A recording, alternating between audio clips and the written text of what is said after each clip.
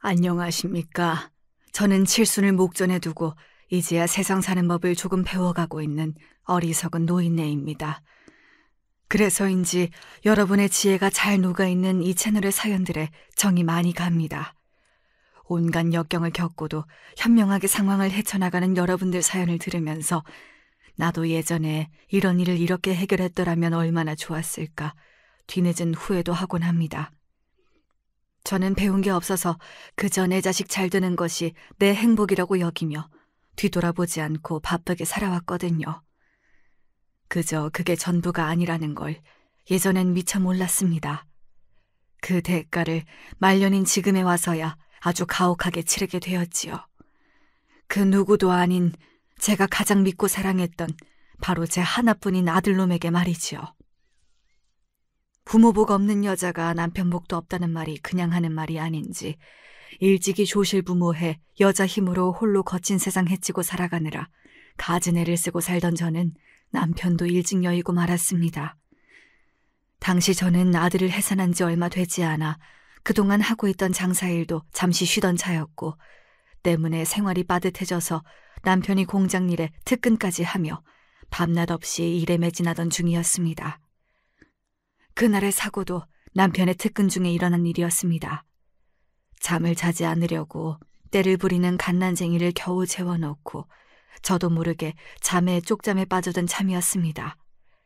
새벽에 갑자기 울리는 전화벨 소리에 간신히 잠든 아이가 빽 소리를 지르며 깨어났습니다. 도대체 무슨 일로 이 시간에 전화를 해서 애를 깨우느냐고 치밀어 오르는 화를 누르고 급히 전화를 받았습니다. 병원이었어요. 김준일 씨 댁입니까? 김준일 씨가 근무 중에 사고를 당하셔서 지금 응급실에 계십니다. 수술 동의서를 작성하셔야 하니 지금 바로 병원으로 와주세요. 마른 하늘의 날벼락 같은 남편의 사고 소식이었습니다. 그 와중에도 갓난쟁이를 맡길 데가 없어서 강보의 아이를 들쳐매고 헐레벌떡 병원으로 뛰어갔습니다. 남편만 사고를 당한 게 아니었던지 응급실 안은 아수라장이 따로 없었습니다. 여기 김준일이 어디 있어요? 김준일이 보호자입니다. 김준일이 좀 찾아주세요. 제가 도착했을 때 남편은 이미 사망해 있었습니다. 수술 동의서를 쓸 시간조차 남아있지 않았습니다. 의료진들 말에 따르면 공장에서 다루던 화학 폐기물 폭발로 기도에 화상을 입은 것이 직접적인 사인이라고 했습니다. 이미 구조대원들이 발견했을 당시 호흡곤란 상태였던 남편은 병원에 실려오고 제게 연락이 닿자마자 곧바로 사망했다고 했습니다. 아이고, 이렇게 가면 어떡해. 날더러 이 갓난쟁이를 혼자 어찌하라고. 나 혼자 어떻게 살라고. 아이고, 치훈 아빠. 제가 아무리 목 놓아 남편을 불러본다고 남편이 다시 살아날 리가 만무했습니다. 지금껏 혼자 외롭게 살다 형편이 비슷한 남편을 만나 두 식구가 서로 의지하고 산 지 채 2년도 되지 않았을 때였습니다. 이제는 제 아비가 죽은 줄도 모르고 우렁차게 빽빽 울고 있는 이 어린 것만이 그 사람 짧은 인생의 유일한 증거가 되겠죠. 저는 목이 터져라 울고 있는 아들 치훈이를 안고 병원이 떠나가도록 엉엉 울어 제꼈습니다. 내 신세도, 이렇게 허무하게 가버린 남편 신세도, 이런 아무것도 가지지 못한 부모 밑에서 우리 아들 치훈이도 가여워서 울지 않고는 도저히 견딜 수가 없었습니다. 아가, 아이고 내 새끼야. 내 너를 기어이 아비 없는 자식으로 키우게 됐구나. 이제 세상의 가족이라고는 너랑 나 둘뿐이구나. 제 말을 알아들을 리가 없는 아들이 제가 하도 크게 우니 놀라서 두 눈에 눈물방울 그렁그렁 달고는 울음을 뚝 그치고 저를 쳐다보았습니다. 제게는 그게 마치 저를 달래려는 것 같이 느껴져 그 어린 것을 부여잡고 이 잔인한 시간이 끝나기만을 바라고 또 바랐습니다. 남편의 장례는 조촐하게 치러졌습니다. 애초에 저나 남편이나 의지가지가 될 만한 가족 한 사람이 없었고 그나마 가깝게 지내던 이웃들과 공장 동료들 역시 본인이나 본인 가족들이 화를 당한 상황이니 저희까지 신경 쓸 여력이 없었겠죠. 그렇게 주변 다른 장례식장은 울음소리가 떠나가지 않았으나 저희 남편의 장례식만은 제 울음소리와 아이 칭얼대는 소리를 제외하면 고요하기 짝이 없었습니다. 당신 가는 길이 이렇게 초라해서 내가 미안해.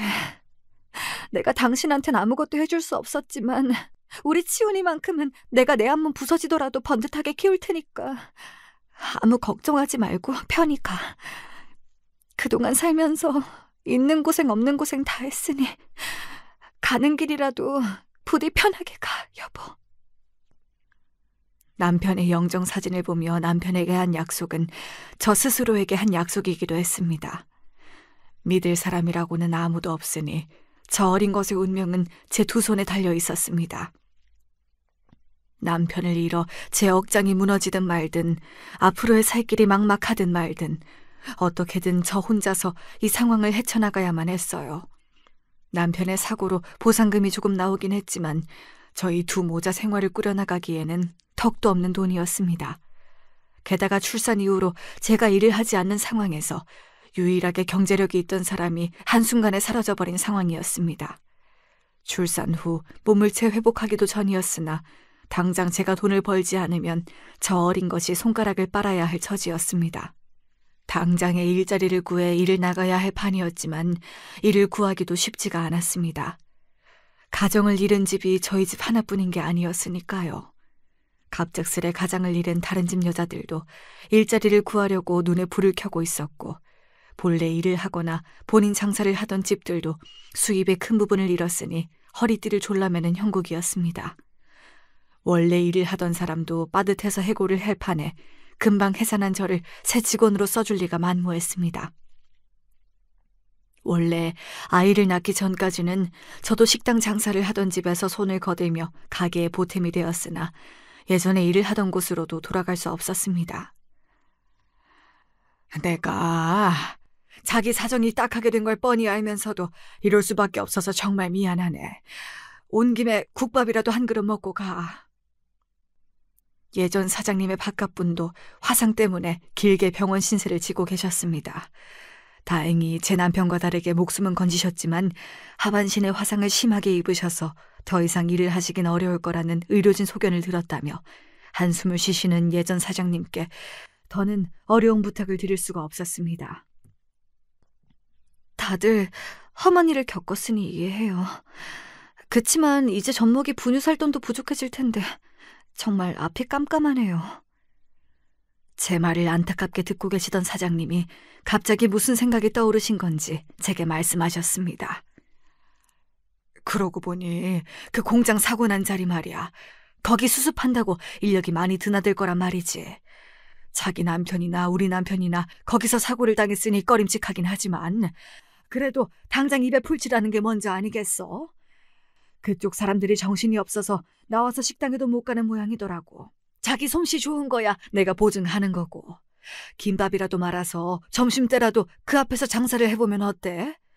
자기도 아직 애가 너무 어려서 종일 나가 있기는 힘들 거 아니야. 사장님 말에 제 귀가 솔깃해졌습니다. 남편을 앗아간 곳이긴 하지만 사장님 말씀대로 제 처지가 찬물 더운 물 가릴 형편이 못 되었어요. 결혼 전에 일하던 다른 식당에서 하루에 1000줄도 넘게 김밥을 싸본 경력이 있으니 김밥 많은 것 정도야 저한텐 일도 아니었습니다. 저는 그날에 당장 장을 봐다가 김밥을 말아 다음날 점심이 되기 1시간 전부터 매일같이 공장 앞으로 나가기 시작했습니다. 등 뒤에는 갓난쟁이 아들을 업어묻고 머리에는 김밥이 잔뜩 담긴 소쿠리를 이고서 말이죠. 김밥 많은 것 자체는 그리 어려운 일이 아니었으나 누구 대신 돌봐줄 사람도 없는 갓난쟁이를 옆에 끼고 김밥 많은 건 보통 일이 아니었습니다. 눈에 보이는 건 뭐든 입속으로 집어넣고 보는 시기이고 보니 뭔가 펼쳐놓고 일을 할 수도 없었어요. 김밥 한 줄 말려고 치면 김밥 하려고 식히고 있던 뜨거운 밥에 손을 집어넣고 놀라서 빼구는 아이 때문에 정신이 하나도 없었습니다. 결국은 아이가 돌아다니지 못하게 포대기에 아들을 업고서야 겨우 김밥을 말 수 있었죠.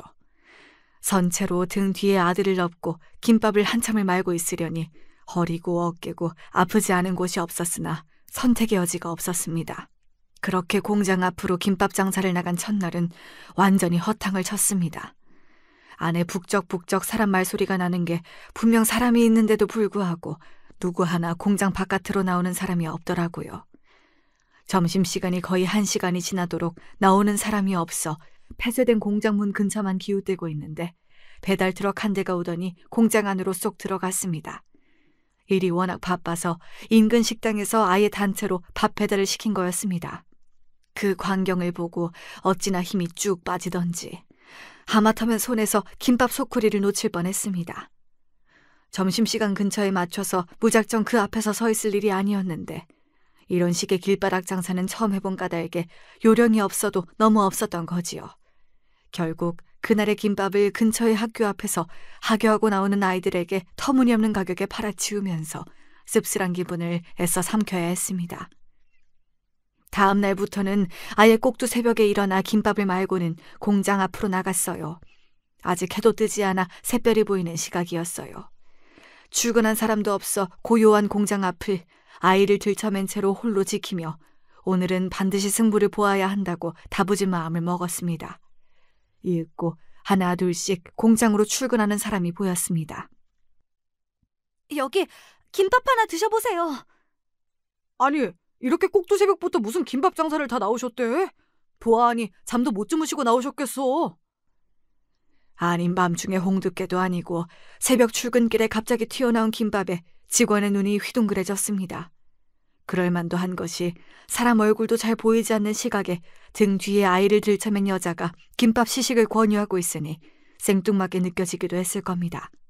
첫날의 실패를 발판으로 삼아 제가 세운 전략은 이러했습니다. 점심시간이 다 되어 나타나면 이미 사람이 공장 밖으로 나올 확률도 낮고 그래도 직원들이 출퇴근을 할 터이니 미리 나와서 김밥 맛을 좀 보여주면 점심 단체 주문을 넣기 전에 한 번쯤은 제 김밥 맛을 기억해준 직원들이 점심시간에 저를 찾아줄지도 모른다는 계산이었죠. 아이고, 김밥이 맛있네요. 어린애까지 데리고 나오기 쉽지 않았을 텐데 고생이 참 많아요. 다행히 처음으로 마주친 직원분의 인품이 좋으셨어요. 김밥도 김밥이지만 제 등에 업힌 아이에게 그만 마음이 쓰이신 모양이었습니다. 예전 같으면 창피했을 법도 하지만 등 뒤에 어린 것 먹여 살리는 데에 오로지 혈안이 된 저는 부끄러운 줄도 몰랐습니다. 여기 다른 직원분들도 넉넉하게 다 드실 수 있을 정도로 많이 싸웠어요. 드셔보시고 입에 맞으시면 점심때도 다시 찾아주시면 감사하겠습니다. 씩씩하게 외치는 제 목소리에 출근 중이던 다른 직원들도 삼삼오오 모여들기 시작했습니다. 김밥 한 조각 맛보시고 저희 아들 볼도 한번 쓰다듬어 주시고 점심때 다시 오시겠다는 약속도 제법 받아내고 나니 그제야 긴장이 조금 풀렸습니다. 그렇게 이튿날부터는 준비해온 김밥을 모두 제 시간에 팔 수 있었습니다. 아이고, 오늘도 나오셨네요. 요새 내가 아줌마 김밥 먹는 재미에 일한다니까. 지훈이도 잘 있었어? 그렇게 보름쯤 김밥 장사를 나가다 보니 저와 저희 아들에게 아른체를 하는 직원들도 꽤 되었습니다. 이제는 준비해온 김밥이 모자랄 지경이어서 몰래 예약을 넣는 분들도 계셨습니다. 아줌마 솜씨가 예사롭지 않은 게 전에도 식당 일을 하신 것 같은데 맞죠? 네, 그동안 식당 일로는 안 해본 일이 없고 안 만들어본 음식이 없어요. 딱 봐도 그래 보이더라니까. 마침 나 아는 사람 중에 식당을 하는 사람이 있는데 주방 아줌마가 사고가 나서 갑자기 일손이 부족해졌거든. 아줌마 김밥 못 먹게 되는 건 아쉽지만 매일 아이까지 들쳐매고 장사하는 것도 영 안쓰럽고 이 동네에서 버스 타고 한 20분 나가야 되긴 한데 사장님이 인품이 좋으셔서 월급이나 대우도 나쁘지 않아요. 생각 있다고 하면 내가 면접 약속은 잡아줄 수 있는데. 아유, 감사합니다. 저야 약속만 잡아주시면 가서 정말 잘할 수 있어요. 그렇게 일자리 소개도 받게 되었습니다. 공장 사고 수습도 거의 마무리가 된 단계에서 이제 어디 가서 김밥을 팔아야 하나 막막하던 차였습니다. 그래도 여기서 이런 귀인도 다 만나고 사람이 아주 죽으라는 법은 없는 모양이었습니다. 그렇게 제가 살던 동네에서 버스로 20여 분 떨어진 곳에서 다시 식당 일을 시작하게 되었습니다. 그런데 아직 저희 아이가 많이 어려서요. 도저히 혼자 돌 수가 없는데 제가 업고 일을 해도 괜찮을까요? 절대 아이 때문에 피해가지 않도록 안 내려놓고 꼭 업고 있을게요. 아이고 세상에, 맨몸으로 일하기도 고될 텐데 어떻게 애를 업고 일을 하겠다고. 저 그러지 말고 우리 올케가 애 낳고 몸이 약해져서 일을 쉬고 있거든. 그래서 동네 애들을 봐주는 일을 하고 있는데 거기다가 맡기는 건 어때요? 돈도 많이 안 받아. 전문 기관도 아닌데 어떻게 제값을 받겠어. 그래도 사람이 배운 것도 많고 성격도 유순해서 아이 맡기기 나쁘지 않을 거야. 행여나 아이 때문에 저를 받아주지 않을까봐 선수를 치는 제 말에 식당 사장님이 아이 맡길 곳까지 물색해 주셨습니다. 일이 이렇게나 잘 풀리다니 항상 부름만 몰고 다니는 것 같았던 제 인생에는 믿기지 않는 일이었습니다. 나도 우리 애 아빠 젊어서 잃고 고생이란 고생은 다 해가며 여기까지 왔거든. 지훈 엄마 보니까 내가 남 같지가 않아서 그래. 애 걱정은 하지 말고 우리 일만 잘해줘요. 일만 잘 해주면 우리도 할 수 있는 지원은 다 해줄 테니까. 응? 감사합니다. 정말 감사합니다. 사장님에게 감사한 마음만큼 더욱 열심히 일했습니다. 식당에서 일한 경험이 다수인 까닭에 새로 들어왔음에도 금세 손에 익게 익숙하게 일을 해내는 저를 식당 사장님께서도 마음에 들어 해주셨어요. 처음 소개해 주셨던 사고수습 직원분 말씀대로 월급도 나쁘지 않은 편이었습니다. 오히려 결혼 전에 집 근처에서 일할 때보다 보수가 많아 저희 두 모자의 생활도 조금씩 펴기 시작했습니다. 아이도 날이 갈수록 무럭무럭 자라기 시작했습니다. 아직 유치원에 보내기에는 한참 어린 아이이고 그렇다고 다른 맡길 수 있는 사람이 있는 것도 아니니 매일 아이와 함께 버스를 타고 식당 근처 사장님 올케댁에 아이를 맡기고 퇴근길에 아이를 도로 찾아와 버스를 타고 함께 집으로 돌아가는 생활이 반복되었습니다.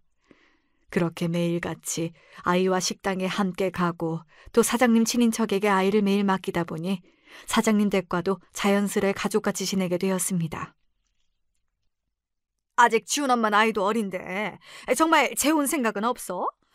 요새는 재혼했다고 데려온 자식들 함부로 대하고 그런 경우 잘 없어. 나 성사시켜준 재혼 가정도 지금 재혼하고 10년이 다 되어가도록 아주 잘 살아.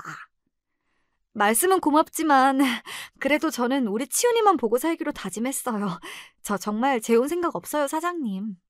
아이고, 청춘이 아까워 그러지, 청춘이. 나도 이날 이때까지 혼자 살았지만 내가 치훈 엄마 나이였으면 확 새 시집 가버렸을 거야. 치훈이 생각하는 맘도 충분히 알지만 혼자 저 어린 거 키우며 얼마나 외롭겠어.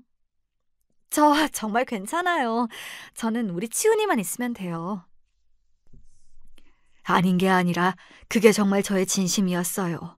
저를 마치 막내 동생처럼 아껴주시던 식당 사장님 입장에서는 그런 제 모습이 안타까워 보인다는 것도 알고 있었지만 그럼에도 재혼할 생각은 눈꼽만치도 들지 않았습니다. 물론 좋은 분들도 많으시겠지만 그래도 만에 하나 제가 만나는 사람이 저 몰래 안 보이는 곳에서 우리 치훈이를 구박하면 어떡해요. 남편이 그러지 않는다 하더라도 군 식구를 달고 온 저 몰래 남편 가족들이 치훈이를 박대하기라도 하면요. 저는 우리 아들이 상처받을 만한 일말의 가능성도 남겨둘 생각이 없었습니다. 그렇게 모자 둘이서 생활하는 것에도 익숙해져 갔습니다. 다행히도 엄마가 식당 일로 바빠도 아이는 잘 자라주었고 혼자 아이 키우는 저를 많이 배려해 주신 식당 사장님 덕에 잠깐씩 쉬는 시간에도 틈날 때마다 아이 얼굴을 보러 가는 등 이런 생활에도 적응이 되었습니다. 악착같이 벌어 아득바득 아껴가며 산 덕분인지 아이가 유치원에 갈 무렵에는 저축도 제법 쌓여 있었습니다. 하지만 그건 저 혼자만의 노력 덕분은 아니었어요. 홀로 아이 키우는 저를 배려해 주신 사장님 덕분이었고 사설 어린이집과는 비교도 되지 않을 정도로 저렴한 금액에 저희 아이를 살뜰히 돌봐주신 올케분 덕택이었죠. 그 두 분은 지금 생각해도 그 은혜를 다 갚을 수 없을 정도로 제겐 평생의 은인이십니다. 아이가 말이 트이고 유치원에 갈 정도가 되자 24시간 아이에게만 쏟아야 했던 관심을 조금은 돌릴 수 있게 되어 저도 숨통이 좀 트였습니다. 그 무렵이 되자 사장님께서 또 제안을 하셨어요. 이제 지훈이도 유치원 다니고 있고 앞으로 학교 가면 더 제 앞가림 할 테고 자기도 이제 자기 식당 해볼 생각 없어? 에이, 사장님도 제 형편 아시면서 틈틈이 저축은 해왔어도 아직 그러려면 한참 멀었어요.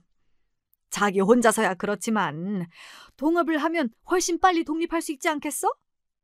동업이요? 그래, 동업.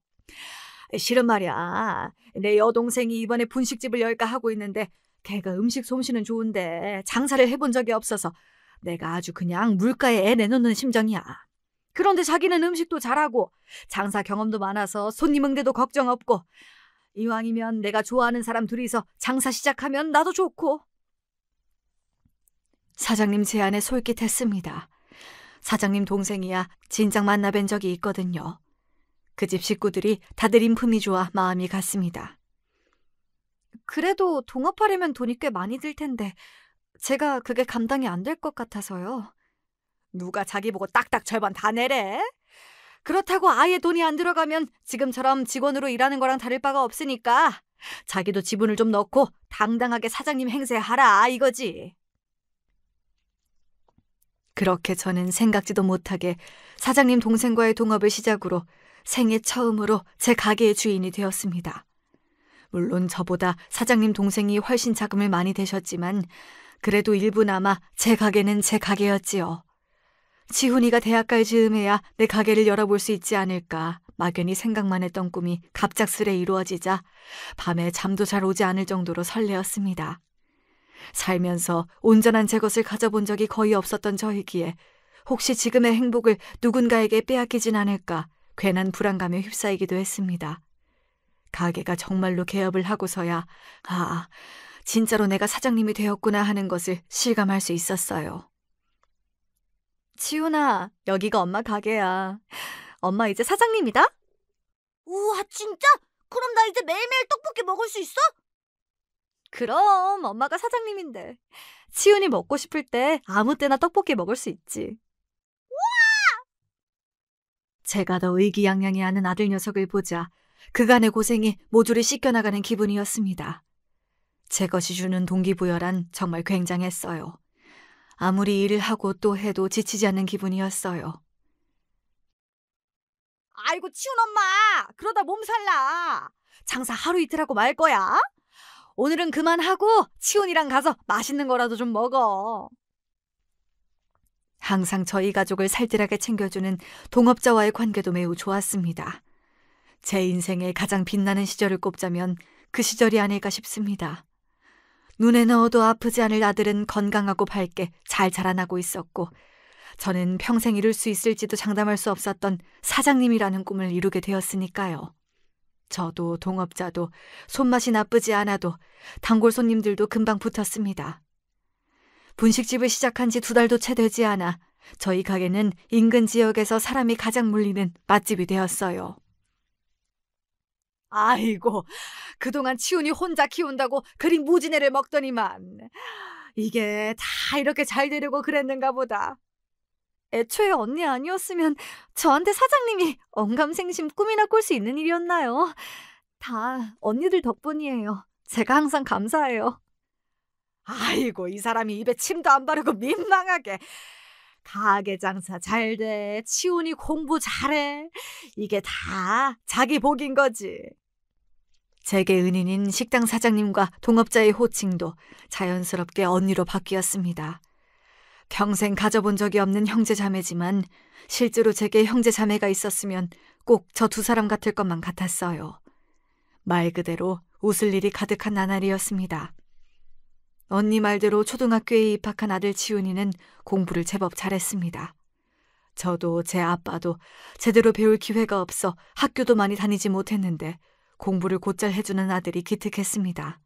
그맘때 아이 키우는 모든 부모의 가장 큰 자랑거리라면 역시 공부 잘하는 아이들이 아니겠습니까? 저는 마치 모든 것을 다 가진 듯한 기분에 내 인생에 살면서 이런 날이 다 오는가 싶었어요. 아줌마, 안녕하세요.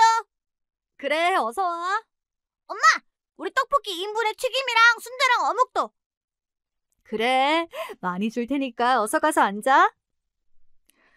반에서 1등을 한 기념턱을 낸다며 제 친구들을 끌고 온 아들 얼굴에 자신감이 가득 차 있었습니다. 밥을 먹지 않아도 배가 불렀죠. 아이의 앞길을 위해 더 열심히 일하리라 매 순간 다짐했습니다. 그러던 아이가 급격히 어두워진 것은 중학교에 입학한 다음부터였습니다. 초등학교 때에는 손쉽게 전교권에서 머물던 아이가 중학교에 들어가고서부터는 학업을 따라가는 것이 버거운 모양이었습니다. 입학한 후 첫 시험에서 반에서 10등 안에도 겨우 들어가자 아이 입이 대빨 나왔습니다. 다른 애들은 중학교 들어오기 전부터 선행학습이다 뭐다 방학 때 서울에 있는 큰 학원에서 수업 듣고 과외도 받으니까 당연히 나 같은 건 뒤떨어질 수밖에 없지. 나도 그런 거 들었으면 지금보다 훨씬 더 잘했을 거야. 아이는 자존심이 강한 편이었어요. 누가 성적으로 제 위에 있는 게 견디기 어려웠을 겁니다. 저는 제 딴엔 신경을 쓴다고 쓴 거였는데 아이에게 미치지 못했다고 생각하니 미안해졌습니다. 미안해, 아들. 엄마는 이 근처 학원밖에 몰라서 그것밖에 못 보내줬는데 그런 것도 있었구나. 지금이라도 필요한 게 있으면 전부 엄마한테 말해. 엄마가 무슨 수를 써서라도 다 보내줄게. 결국 아이는 방학 때 듣는 학원 특강 외에도 과외를 2개나 받게 되었습니다. 그동안 아이 교육비를 써오지 않은 건 아니었지만 갑자기 급격하게 증가한 교육비에 가게가 휘청거릴 정도였습니다. 그렇지만 혹시 이럴까봐 아이가 내게 미리 얘기하지 못한 건 아닐까 싶어서 아들에게는 티를 내지 않으려 노력했습니다. 그나마 그동안 열심히 돈을 모아둔 것이 다행이었습니다. 그 무렵 함께 일하던 동업자의 건강이 안 좋아졌어요. 둘이서 일하던 것을 혼자 하게 되는 날이 잦아지자 더는 안 되겠던지 동업자가 먼저 제안을 해왔습니다. 치훈 엄마, 계속 이렇게 며칠씩 빠지는 거 치훈 엄마한테도 너무 민폐고 나도 이런 식으로는 길게 못할 것 같아. 그래서 말인데 가게를 완전히 자기한테 넘기는 게 맞는 것 같아. 이렇게 갑자기요? 아니야, 진작 이렇게 하는 게 맞는 거였어. 둘이 하던 걸 혼자 하려면 힘이야 더 들겠지만 가져가는 건 더 많아질 테니 그렇게 나쁘진 않을 거야. 요리만 자기 혼자서 맡고 정리나 설거지 같은 허드렛 일 같은 건 알바 써도 되고 그동안 나 대신 자기가 혼자 고생한 것도 있고 가게 앞으로 돈 넣어놓은 거는 다는 뺄 생각 없으니까 생각보다 자기가 부담스럽진 않을 거야. 요새 치훈이 과외비며 돈 들어갈 때도 많다고 했잖아. 하던 걸 갑자기 그만둘 수도 없을 거고 길게 보면 자기한테도 이게 더 나을 거야. 동업자의 말은 일리가 있었습니다. 이대로 가다간 정말 밑빠진 독에 물 붓기가 될 판이었어요. 제 몸이 좀 고되긴 하겠으나 확실히 수입도 많아질 테지요. 잠시간의 고민을 마치고 저는 분식집을 완전히 넘겨받기로 했습니다. 치훈아, 엄마 가게 완전히 넘겨받게 됐다? 이제 엄마 진짜로 단독 사장님이야. 그래봤자 하던 일 똑같이 하는 거 아니야? 단독 사장님이라고 별로 달라지는 것도 없겠구만. 몇 년 전까지만 하더라도 이런 소리를 들었으면 자기가 더 기뻐 날뛰었을 건데 사춘기를 맞이한 아들은 전에 없이 냉소적이었습니다. 사춘기에 성적 스트레스까지 예민해진 아들에게 서운한 마음을 애써 감추었습니다. 완전히 가게를 이어받고 난 뒤 예상은 했지만 혼자 분식집을 꾸려나가는 것이 쉽지만은 않았어요. 둘이서 하던 동선을 완전히 혼자 하니 너무나 분주했죠. 그렇게 한 몇 달은 제 아들 크는 줄도 모르고 정신없이 살았던 것 같아요. 덕분에 아들의 과외비는 쏠쏠하게 벌어들일 수 있었지만 말입니다. 그래도 그것도 몇 달 하다 보니 요령이 생기더라고요. 처음 동업자가 말했던 대로 간단한 일을 도와줄 알바도 뽑고 나니 그제야 한숨 돌릴 틈이 생겼습니다. 그렇게 여유가 생기고 보니 자주 분식집을 찾던 아들이 벌써 몇 달째 친구들을 데리고 오지 않았다는 생각이 들더라고요. 아들, 요새는 왜 분식집에 친구들 안 데리고 와? 엄마 일하느라 정신 없는데 뭐. 괜히 아들 친구들이라고 신경만 더 쓰이지. 아니야, 아들이랑 아들 친구들은 항상 반가운데? 제 말에도 아들은 별다른 대꾸가 없었습니다. 공부에 방해되나 싶어 아들 눈치를 보고 아들 방에서 슬그머니 나왔습니다. 아들은 한창 공부에 열심이었어요.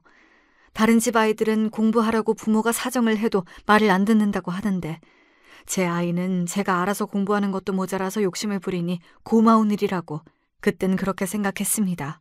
지금 돌이켜 생각해보면 공부보다 더 중요한 것을 그 시기에 가르쳤어야 했는데 제가 생각이 짧은 부모였어요. 고등학교에 진학해서도 저희 모자는 비슷한 시간을 보냈습니다. 저는 항상 분식집 일로 바쁘고 아들은 공부하느라 바빴죠. 저도 집에 머무는 시간이 길지 않았습니다만 아들도 학교에 학원에 과외까지 어쩔 때는 하루에 얼굴 한번 보지 못하고 지나가는 날도 있었습니다.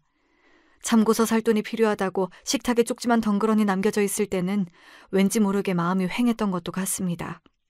그 무렵에는 아들이 저희 분식집으로는 발걸음도 하지 않았습니다. 언제 한번 거래처 대금 정산을 하고 돌아오는 길에 친구들과 있는 아들을 발견하고는 아들을 불러 세웠으나 분명 저를 보았음에도 못 본 척하고 친구들과 제 갈 길을 가는 아들을 본 적이 있어요. 그제야 제 차림을 살펴보았더니 떡볶이를 끓이다 급히 나와서 제 윗옷에 떡볶이 국물이 튀어 있더라고요. 어린 마음에 제 어미의 이런 차림이 창피했을 수도 있겠지. 내가 주책이었다고 생각했지만 자꾸 삐져나오는 눈물은 어쩔 수가 없었습니다. 그렇게 저도 더 이상 아이에게 분식집에 오라는 소리는 하지 않게 되었습니다. 비록 아이에게는 창피함의 대상이 되어버린 분식집이었지만 제게는 소중한 삶의 터전이었습니다. 아이는 그렇게 생각하지 않을지 모르나 아이에게 부족함 없이 뒷바라지를 할 수 있게 된 것도 분식집을 완전히 넘겨받은 이후부터였어요. 뭐가 됐던 간에 저에게만큼은 너무나도 소중한 분식집이었습니다. 저 검사 되고 싶어요. 진로 희망을 결정하는 시기가 되자 아들이 말했습니다. 전부터 아들이 법조인이 되고 싶다는 건 알고 있었습니다. 하지만 아들의 담임 선생님으로부터 현실적으로 법대 진학은 지금 아들의 성적으로는 힘들다는 말을 들은 터였어요. 저 아들, 엄마가 얼마 전에 너희 담임 선생님 면담 갔을 때 법대는 아무래도 어려울 것 같다고 그러셔서. 원래 담임들은 상향은 잘 안 써주려고 해서 그래. 조금 달랑달랑해서 그렇지 아직 아예 시간이 없는 것도 아닌데 괜히 쓸데없는 말은 해서. 조심스레 꺼낸 얘기에 버럭 화를 내는 아들 눈치가 보였습니다. 저는 혹여 열심히 공부하는 아이 길을 꺾을까 봐 조심하며 말했습니다. 그래, 아직은 좀 시간이 있으니까. 우리 아들 공부 열심히 하는데 엄마가 괜한 소리를 했네. 우리 아들이야 한다면 하잖아. 말은 그렇게 했지만 저러다 원하는 곳에 붙지 못하고 재수를 하면 아이가 얼마나 방황을 할까 싶어 걱정이 되었습니다. 결과적으로 아이는 법대 입학엔 실패했습니다. 울며 겨자 먹기로 가고 싶던 법대가 있는 학교에 상경계열에 지원하면서도 아이의 얼굴에는 불만이 가시질 않았죠. 결국 학교를 1년도 채 다니지 않고 아이는 휴학을 했습니다. 처음에는 곧장 군대에 갈 생각인 줄 알았어요. 흔히들 그렇게 많이 하잖아요. 그런데 아이가 전혀 생각지도 못했던 말을 했습니다. 편입할 거예요. 도저히 적성에 안 맞아서 못 다니겠어요. 입학할 때도 성적 아슬아슬하게 모자랐고 충분히 법대 갈 수 있어요. 사립대 등록금이 한두 푼도 아니고 벌써 한 해 동안 지출이 꽤 컸습니다. 그렇다고 아이가 마음이 없다는데 억지로 묶어둘 수도 없는 노릇이잖아요. 저는 고민 끝에 아들에게 타협안을 제시했습니다. 아들, 엄마가 알아보니까 꼭 법대를 나오지 않는다 하더라도 법조인은 될 수 있다고 하더라. 요새는 로스쿨 통해서 법조인 될 수 있잖아. 그러니까 굳이 법대를 가지 않아도. 내가 못 다니겠다니까. 내가 얼마나 고민해서 말하는 건데. 엄만 잘 알지도 못하면서 왜 반대부터 하고 들어? 내가 그 정도도 생각 안 했겠어? 확 짜증을 부리는 아들에게 기가 팍 죽었습니다. 배운 게 없는 어미이다 보니 아들이 저렇게 말하는 게 버릇이 없다는 걸 알고 있으면서도 자신감이 없었습니다. 아는 게 별로 없는 건 사실이었으니까요. 그래, 네 말이 무슨 뜻인지는 알겠어. 하지만 편입도 쉽지 않다더라. 그래도 다른 거 할 거 아니고 법 공부할 거면 법대가 낫지. 검사 돼도 로스쿨 출신이랑 법대 출신이랑은 대우부터 다르다고 하던데 쉽게 갈 수 있는 길이 있는데 왜 굳이 돌아가야 돼? 그 쉽다고 말하는 길이 쉬운 길이 아닌 것 같으니 한 말 아니겠습니까? 하지만 아들은 애초에 제 말을 들을 생각도 없었겠죠. 결국 아들은 휴학계를 내고 남들 군대 갈 나이에 편입학원에 다니기 시작했어요. 그동안 내가 제 고집을 너무 저항 없이 그대로 들어주기만 했나 처음으로 의구심이 생긴 것도 바로 그 무렵이었습니다. 편입시험이 쉽지 않다는 것은 사실이었습니다. 게다가 법대는 애초에 편입생을 많이 받아주지도 않는 편이었습니다. 어쩌면 학교를 처음부터 다시 들어가는 게 나았을지도 모르겠어요. 그렇게 또 한 해를 허송세월한 끝에 아들의 편입 시도는 실패로 돌아갔습니다. 이쯤 되자 저도 아들 말을 고지곳대로 들을 수만은 없게 되었죠. 하나뿐인 귀한 자식이라지만 저도 제 한 몸 갈아가며 피땀 흘려 일한 돈으로 보내준 학원이었어요. 정작 제 어미가 분식집 하는 건 부끄러워하면서 그 분식집으로 번 돈을 저리 휴지 조각으로 만들어버린 것까지 그냥 넘어가 줄 수는 없었습니다. 그래서 저는 전에 없이 단호하게 아들에게 말했습니다. 그동안은 너를 믿고 있었기 때문에 아무 말 없이 네가 원하는 대로 들어줬지만 이제 더는 안 되겠다. 분명 처음에 엄마가 졸업하고 로스쿨 진학하는 걸로 타협 보자고 했을 때만 해도 너 당연히 편입할 수 있는 것처럼 쉽게 얘기했어. 너한테 이런 얘기까지 하고 싶진 않지만 그동안 네 앞으로 들어간 학원비의 등록금만도 수천이야. 네가 하고 싶은 대로 하겠다는 것도 이제 머리 굵어 어른이 됐으니 네 뜻대로 하겠다는 거 아니니? 그럼 어른으로서의 책임도 져야지. 엄마 돈 가져다 쓸 때는 자식이니까 괜찮고 엄마가 엄마 뜻 이야기하는 건 싫어? 그건 네가 생각해도 좀 아니지 않니? 한 번도 제게 이런 말을 들은 적이 없는 아들이니 당황한 기색이 역력했으나 제가 들어봐도 틀린 구석이 하나도 없는 말이었습니다. 거기다 제 의견 주장을 하려면 최소한 편입이라도 합격을 했어야 할 텐데 그것도 아니니 더더욱 할 말이 없었겠죠. 결국 아들은 군대에 다녀온 후 복학해 나머지 학기를 마치고 로스쿨에 진학하는 것으로 저와 합의를 했습니다. 제 입장에서 할 말이 없으니 저를 따르긴 했지만 아들에게 아직 불만이 한가득이라는 건 모를 수가 없었습니다. 이러니 저러니 해도 제가 그 아이의 엄마잖아요. 욕심도 많고 자기 주장도 강한 아이가 제 뜻이 꺾였으니 자존심이 상해도 여간 상한 게 아니었겠죠. 하지만 본인으로서도 딱히 뾰족한 수가 없었을 겁니다. 그렇게 제대 후 아들은 복학을 하고 졸업 후에 로스쿨에 진학하게 되었습니다.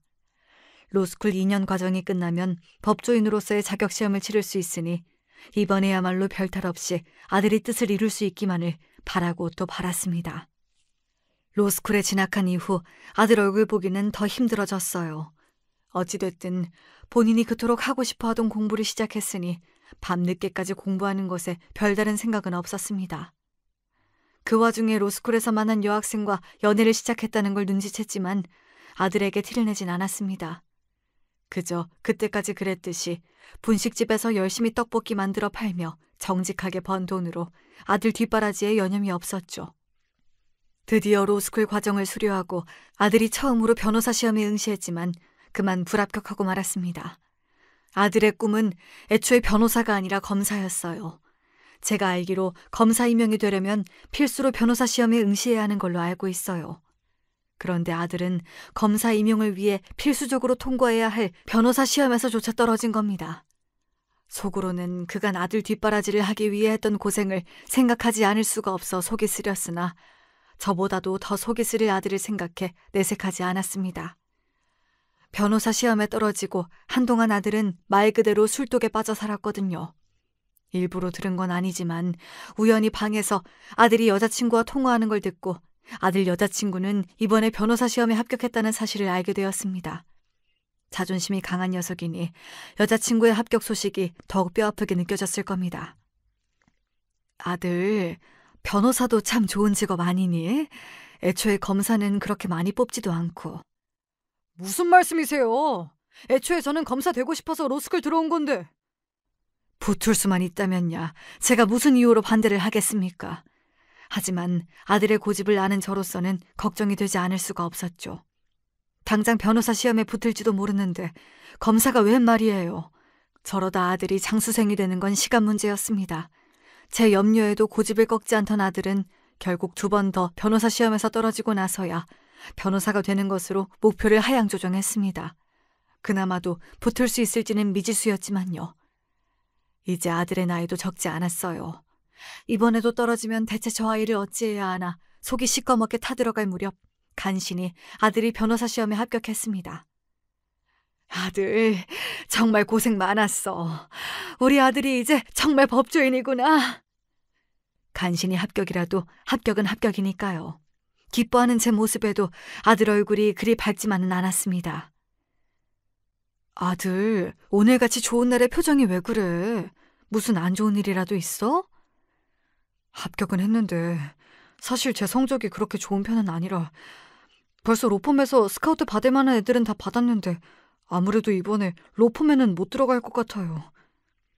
기껏 변호사 시험에 합격했는데 취직을 못할 것 같다니요. 제겐 청천벽력 같은 소식이었습니다. 답지 않게 제 눈치를 살피던 아들이 말했습니다. 그래서 변호사 사무실을 개업해야 할 것 같은데. 아니, 변호사 사무실이 누구 개 이름이랍니까? 건물 임대료도 만만치 않을 텐데 로펌 취직도 안 되는 아들이 과연 그걸 감당할 수 있을 만큼 수입료를 받을 수 있을지 앞이 깜깜했습니다. 엄마, 저 마지막으로 한 번만 도와주세요. 곧 결혼 얘기도 나올 것 같은데 자기 사무실도 없는 놈한테 누가 딸을 내주려고 하겠어요. 그것까지만 해주시면 저 정말 잘할 테니까 마지막으로 딱 한 번만요. 예? 제가 들어도 답이 없었으나 어쩌겠습니까. 제겐 하나뿐인 아들이었어요. 저 녀석 잘되게 하겠다고 그간 살아왔다 해도 과언이 아닌데 그 부탁을 거절할 힘이 제겐 없었습니다. 결국 아들은 독립된 변호사 사무실의 대표 변호사가 되었습니다. 제 엄마 타들어가는 속도 모른 채 의기양양한 아들의 얼굴을 보니 대체 어디서부터 잘못된 건가 싶었지만 괜히 좋은 날 초를 치고 싶지 않아 할 말을 꾹 참았습니다. 아들은 말했던 대로 사무실을 차린 지 얼마 되지 않아 며느리 될 아이를 데리고 왔습니다. 예비 며느리는 이미 2해 전에 변호사 시험에 합격해 로펌에서 근무 중이었어요. 어머니는 가정주부이시지만 아버지는 같은 변호사시라고 했습니다. 아들이 변호사 시험에 합격할 날만 기다리고 있었던 모양인지 두 아이 모두 결혼을 서둘렀죠.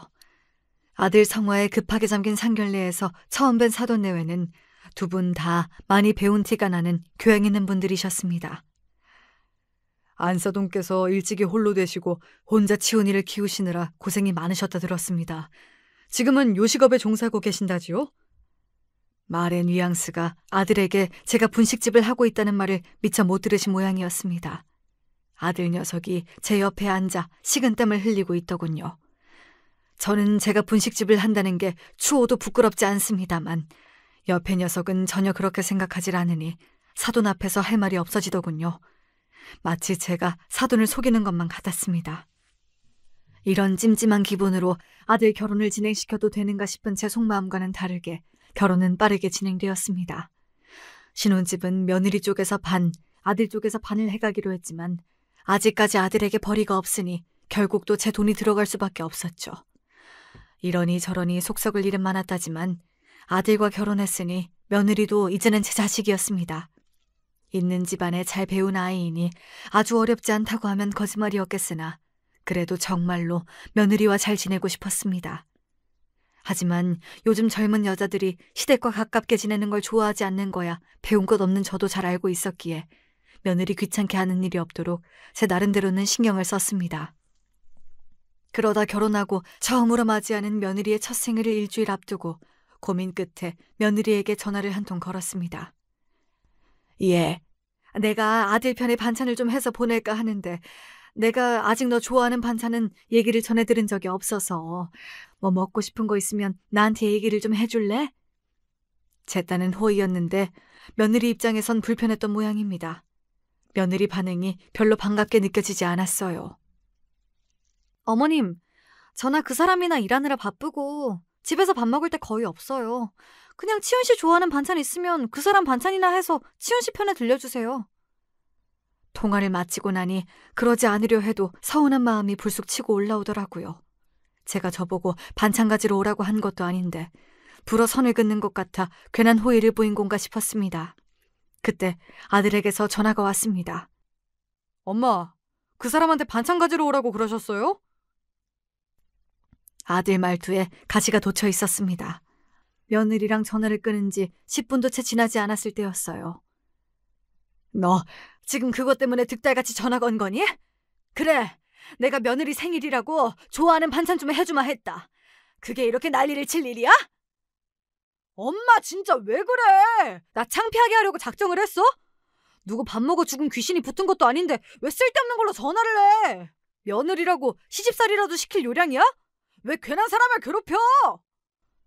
그 말에 그만 그동안 쌓인 울분과 서름이 한꺼번에 다 터져버리고 말았습니다. 세상 사람 전부가 저를 손가락질 하더라도 제 놈은 저한테 그러면 안 되죠. 제가 저를 어떻게 키웠는데. 저는 이성을 잃고 수화기에 대고 소리를 질렀습니다. 이 고얀 놈의 자식! 네가 지금 사람 노릇하고 살 수 있는 게 누구 때문인데.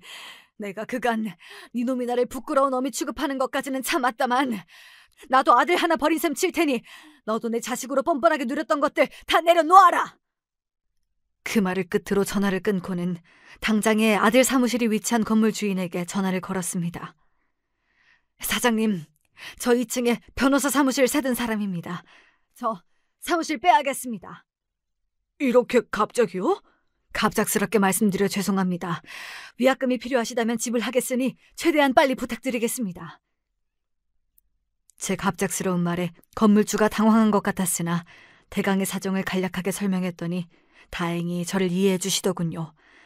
그렇게 건물주와는 이야기를 잘 마쳤습니다. 그날 저녁 결혼하고 코빼기도 보이지 않던 아들과 며느리가 꽁지가 빠지도록 제 집으로 쫓아왔습니다. 귀하신 분들께서 여기까지 너인 발걸음이신가?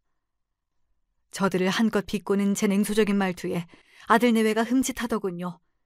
그간 우습게 보고 돈줄로만 여기던 제 어미가 이런 적이 없었으니 당황했겠지요.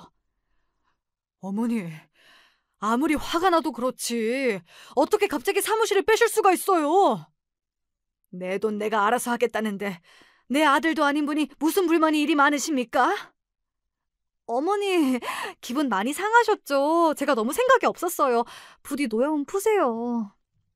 기껏 분식집이나 하는 무식한 노인네한테 변호사씩이나 되시는 양반들이 그리 좋아할 필요 없다. 내 이달 안으로 너희 신혼집 빌려준 돈도 받아내야겠으니 그리 알아라. 어머니! 그래! 내가 네 어미다. 분식집 하는 못 빼어먹은 내가 바로 네 놈 어미야. 나 아니었으면, 내 분식집 아니었으면 어디서 변호사랍시고 행세도 못했을 놈을 내 인생을 갈아서 이리 만들어줬더니 감히 네 놈이 내게 이따위로 굴어? 변호사를 만들기 전에 네 놈을 먼저 사람으로 만들었어야 했는데 내가 내 발등을 찍었다. 이제라도 너 같은 놈과는 연을 끊고 내 살고 싶은 대로 살 테니 잔말 말고 집 보증금 빼서 내놔. 잘난 변호사 양반이시니 소송을 걸려면 누구한테 유리한지는 알겠지? 더는 지금처럼 넘어갈 수 없다는 걸 깨달았는지 아들 내외의 얼굴이 새파랗게 질렸습니다. 두 놈 모두 제 앞에 납작 무릎을 꿇더니 두 손을 모으고 제게 빌기 시작하더군요. 엄마, 잘못했어요. 저한테 엄마 말고 또 누가 있어요? 사무실 빼고 집까지 빼면 나한테 남는 게 뭐가 있다고. 잘못했어요, 엄마. 네 놈 본색 드러난 지가 오래인데 무슨 씨알도 안 먹힐 소리를. 잘난 변호사 부부끼리 잘 살아보려무나. 무식한 분식집 사장 어미는 너희들 인생에서 빠져줄 테니. 애초에 그 돈 다 내 돈이잖니? 고생해서 돈 한 푼 벌어본 적 없는 놈이 그간 분식집으로 번 돈으로 호의호식했으니 그만하면 어미라고 내 할 도리는 다 했다고 본다. 우는 소리 하는 걸 보기 싫으니 썩 내 집에서 나가! 그 길로 아들 내외를 내쫓아버렸습니다. 휑한 거실에 혼자 앉아있자니 제 인생이 너무 허무해서 서둘러 채비를 해 아들의 갓난쟁이 시절부터 인연을 이어왔던 식당 사장님과 동업자 언니를 만나러 갔습니다. 갑자기 나타난 저를 보고 두 언니 모두 놀란 기색이었으나 한을 토해내듯 넋두리하는 제 하소연을 다 받아주셨어요. 이 괘씸한 놈! 제 어미가 저한테 어떻게 했는데! 잘 왔어. 이럴 때 혼자 있으면 안 되지. 정말 잘 왔어. 마치 언니들에게 떼부리는 아이 마냥 속에 있는 것을 모두 쏟아내고 나니 그제야 좀 살 것 같아졌습니다. 제 피 이은 아들 놈보다 언니들이 더 제 가족 같았어요. 아들에게도 진작 제 할 말을 하고 살았다면 저 지경까지 되진 않았을 것을. 저는 더는 아들에게 맹목적인 마음을 갖지 말자 다짐했습니다. 이후로 아들 내외에게서 수차례 연락이 더 왔으나 저는 뜻을 굽히지 않았습니다. 사무실 뺀 보증금은 금세 제 계좌에 입금되었고 돈 보내지 않으면 소송하겠다는 제 문자에 결국 다달이 집 보증금도 조금씩 돌려받게 되었죠. 이걸로나마 녀석이 사람이 된다면 다행이겠지만 그렇지 않더라도 이제 다 큰 놈을 제가 어찌하겠습니까? 요즘은 언니들과 앞으로 어떤 실버타운에 들어갈까 농담 삼아 주거니 받거니 하는 재미로 삽니다. 아들에게 뜯긴 돈도 도로 찾아 돈도 많겠다. 흥청망청 하고 싶은 거 다 하자고 말로만 재미를 보고 있죠. 애초에 돈 있다고 막 쓸 팔자도 못 되고요. 그래도 이제 속에 쌓아두는 말 없이 시원하게 털어가며 삽니다. 가끔 가슴이 휑한 기분이 들지만 이 또한 지나가겠지요. 늙은이의 넋두리는 여기까지입니다. 이야기 들어주어 감사드립니다.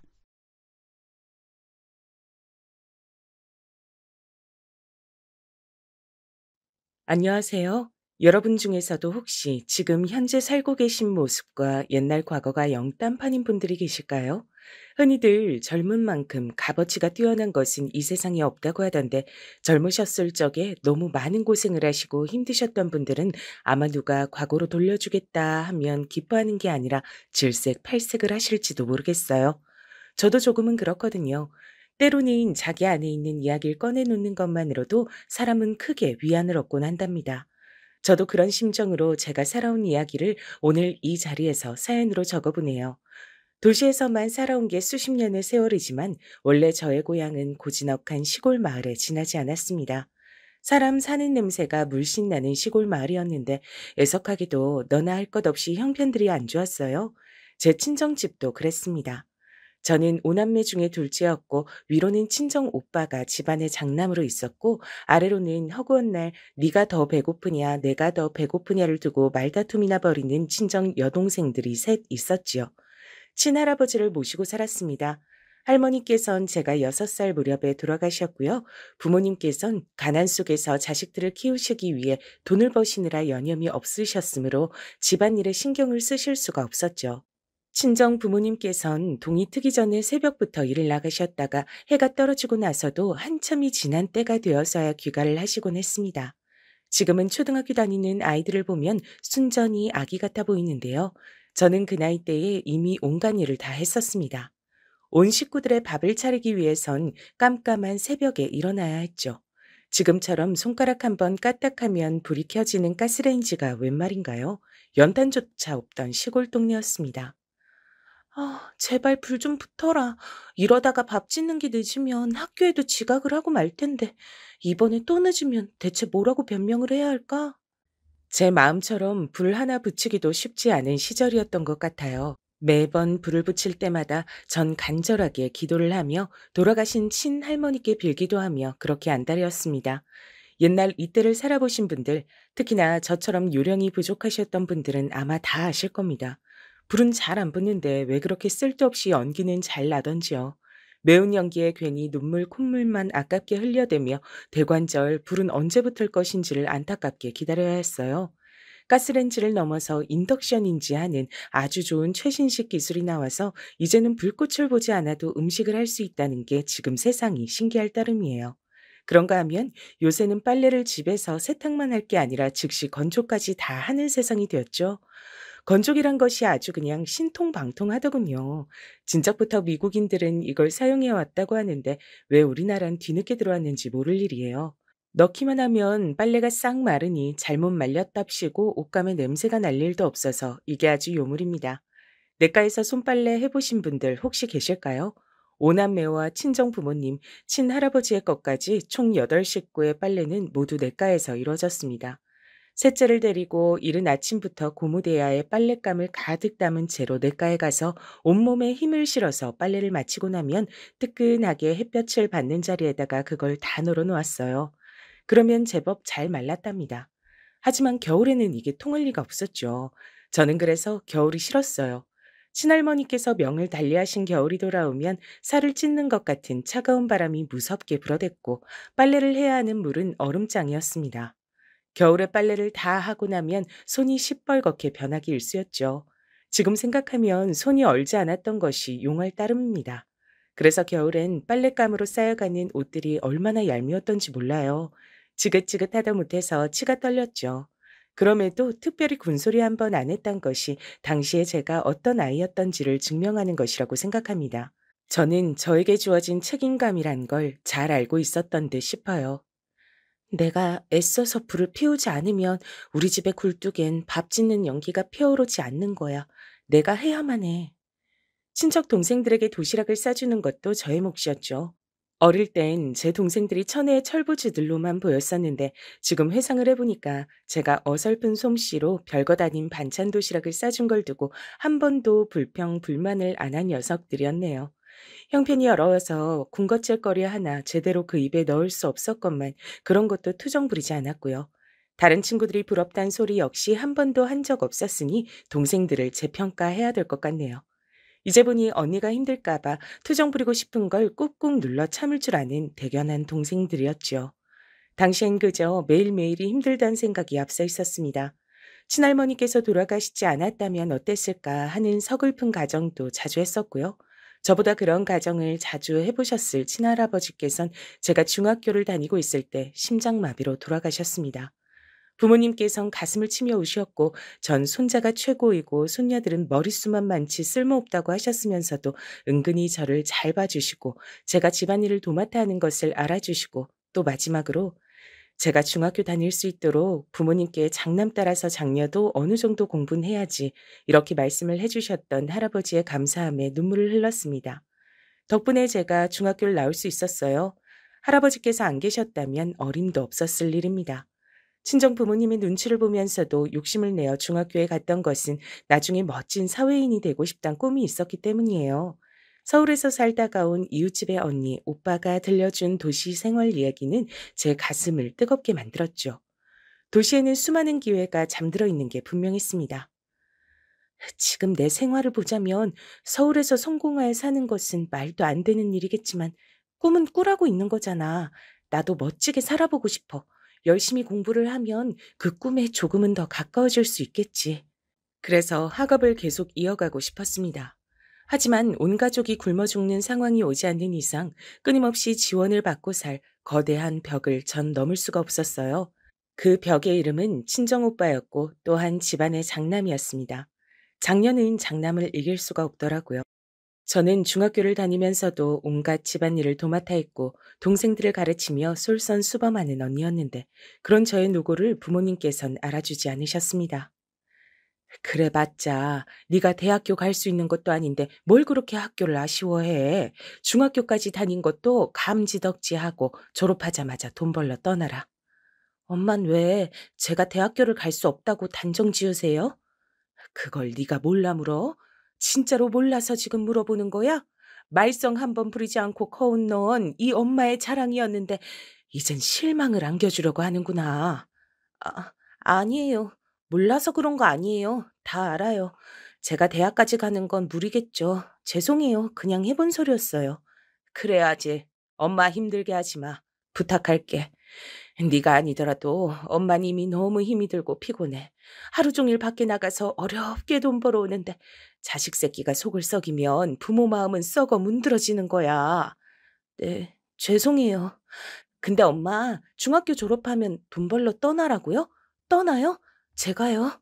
어디로요? 어디든. 여기선 돈 벌러 다니는 곳이 너무 한정적이잖니. 없다시피 하지. 그래서 엄마도 네 아버지도 멀리까지 나가서 돈 버는 거잖아. 너도 그래야겠지. 제가 반은 맞고 반은 틀렸습니다. 꿈은 꾸라고 있는 게 맞았지만 아무나 그 꿈을 꾸는 게 허락되는 건 아니었어요. 오빠가 고등학교 다녀야 했기 때문에 전 학업을 더 이어갈 수 없었고 돈을 벌어야만 했습니다. 제가 친정 부모님으로 하여금 집안일에 아무 신경 안 쓰시도록 하는 것 정도로는 한계가 있었던 거예요. 돈. 언제나 바로 이 돈이란 것이 문제였죠. 삭막한 현실 앞에서 전 체념을 하려고 했지만 그때 왠지 솔깃한 소리가 제 귀를 잡아챘습니다. 그건 서울에 살다가 온 이웃집의 언니, 오빠가 하는 이야기였어요. 고등학교도 다니고 일도 하고 동시에 해낼 수 있는 방법이 있어. 정말이에요, 언니? 그런 방법이 세상 천지에 어딨어요? 네가 정말 청정 시골 소녀긴 하구나. 넌 야간 고등학교란 것도 아직 못 들어본 거야? 낮 동안은 공장에서 일을 하고 밤이 되면 야간 고등학교 다니잖아. 그러다 보면 혹시 아니? 대학교 진학도 노려볼 수 있을지? 그런 게 다 있었어요? 그러고 보니까 돌아가신 저희 할아버지께서 요즘 도시에서는 학생들이 돈 벌면서 공부를 한다나? 그런 말씀을 하신 적이 있었는데 바로 그거였군요. 이웃집 언니가 저에게 그런 소리를 해줬을 때 옆에서 이웃집 오빠도 거들면서 그게 사실이고 진짜로 있다고 말을 보태줬어요. 전 열심히 머리를 굴려서 친척들 중에 한 집이 서울에 살고 있다는 사실을 떠올려냈습니다. 친할아버지께서 돌아가셨을 때 다들 모였었고 그때 제가 친척들의 이모저모를 알게 된 바 있었거든요. 어려운 환경을 이겨내고 공부와 일, 두 마리 토끼를 다 잡은 청년들의 얘기를 추가로 듣고 난 전 어느새 열의에 불타올라 있었습니다. 태어났으면 말은 제주로, 사람은 서울로 이런 말도 있잖아. 그래, 서울로 가자. 어떻게든 악착같이 살아남는 거야. 야간고등학교 다니면 어쨌든 고등학교 학력도 생기겠지. 정말 멋진 일이야. 당연한 얘기였지만 제 친정집은 절 도시로 보낼 만큼의 돈이 없었습니다.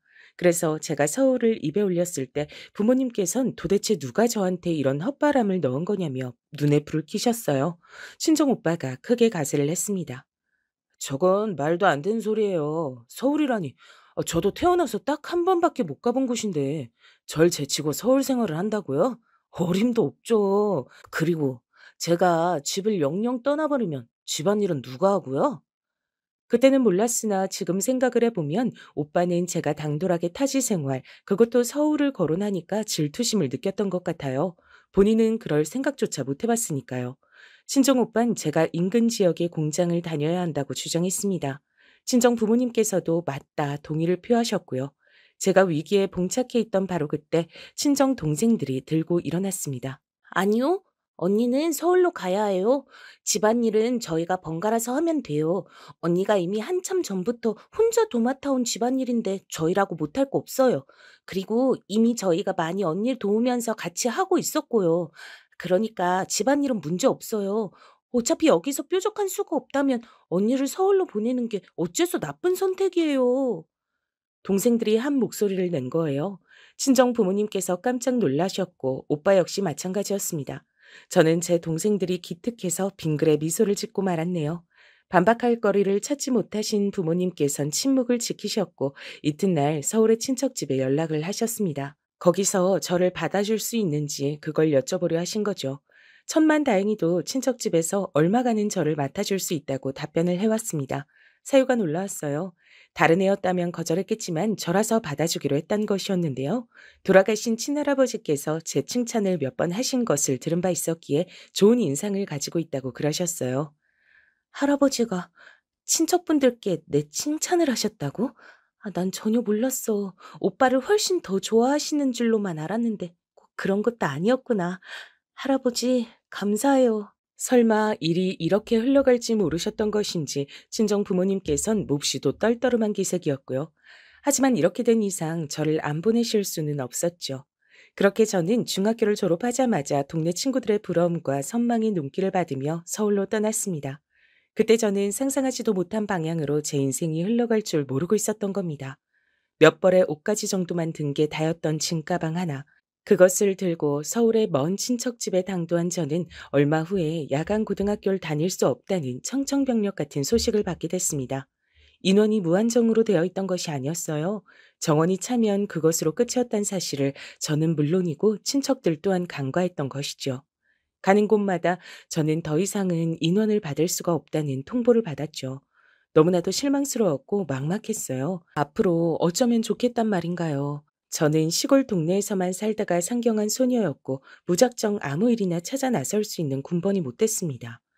서울에 도착했을 때까지만 해도 정말 무엇이든 다 해낼 수 있을 것만 같았는데 어느새 저는 지레 겁을 집어먹은 시골 소녀 하나에 지나지 않게 됐어요. 친척집에서 눈칫밥만 얻어먹으며 지내는 것도 몹시 괴로웠습니다. 그러던 어느 날 제가 한 가지 제안을 받게 됐어요. 제가 일찍이 집안일에 도 같았으니 혹시 남의 집에 가서 살림을 하는 것은 어떻겠냐는 것이죠. 다시 집으로 돌아가서 뻔한 길을 걸으며 살 것인가 아니면 절대로 만만치 않은 도전을 해볼 것인가. 고민하던 저는 후자를 택했습니다. 친할아버지께선 친정오빠를 향해 사내가 칼을 뽑았으면 무라도 베어야 한다며 곧잘 말씀하시곤 했는데 비록 제가 사내는 아니었으나 이왕 서울에 오는 일을 벌였으면 죽이 되든 밥이 되든 이곳에서 결단을 내는 것이 옳다고 봤습니다. 그리고 이때의 결정은 제 운명을 영영 바꿔넣었죠. 저는 반년에서 길면 1년 동안 가정부로 일을 해줄 사람을 구하던 집으로 들어갔습니다. 당시에 가게를 새로 준비하는 문제 때문에 몹시 바빴던 중년의 부부는 까다로운 인상을 하고 있었으나 막상 성격들은 보통이어서 일을 하는 게 어렵진 않았어요. 결혼 준비를 하고 있던 큰딸, 대학생이던 아들, 고등학교를 다니던 작은 딸, 이렇게 3남매의 끼니만 챙기고 빨래를 하는 것이 주된 일이었습니다. 이건 내가 꿈꾸던 생활이 아닌데 나는 고작 이런 일을 하려고 서울까지 온 걸까? 가끔 이런 생각이 들 때면 한없이 우울해지곤 했습니다. 그럴 때마다 저의 기분을 풀어주었던 건 대학생 아들이었어요. 제 친정오빠도 만약 대학을 가게 된다면 이렇듯 근사한 청년이 되는 것일까 하는 궁금증이 매번 피어오를 정도로 준수한 사람이었습니다. 외모도 호감형이었고 꽤 잘 사는 집안의 아들이면서 잘난 척을 할 줄 몰랐어요. 그 점이 무척 좋았고 존경스럽기도 했습니다. 제 부족한 맞춤법을 고쳐주기도 했고 친정집에 편지를 붙이는 걸 3번이나 도와주기도 했어요. 시간이 지나 일을 그만두게 됐을 때 저는 다른 일자리를 이미 구한 뒤였기 때문에 홀가분하게 떠날 수 있는 것이 당연했으나 이상하게 기분이 개운치 못했죠. 저는 이 대학생 아들과 마지막으로 인사를 나누는 순간 그 이유를 알아차렸습니다. 그가 바로 저의 첫사랑이었기 때문입니다. 나는 이 오빠를 내내 좋아했었구나. 누군가를 이토록 좋아해본 일이 없었기에 자각하지 못하고 있었어. 어차피 깊게 품어봤자 소용이 없을 이뤄질 수 없는 관계니까 내 마음속으로만 영영 간직해야겠지. 제가 아직 18살이었던 것보다 앞서는 사실은 그의 집안과 저의 집안이 가진 차이였어요. 소위 계급이란 것이 달랐습니다. 그는 저에게 제가 20살이 되면 기념으로 선물을 주고 싶으니 꼭 연락을 달라고 해줬어요. 처음부터 끝까지 다정한 사람이었습니다. 그러니 좋아할 수밖에 없었던 것 같아요. 눈물을 훔치고 돌아선 저는 집으로 내려가긴 싫어서 힘들게 구했던 미용 일을 하기 시작했습니다. 그리고 20살이 됐을 때 고민을 하다가 에라 모르겠다 싶어서 그에게 연락을 해봤죠.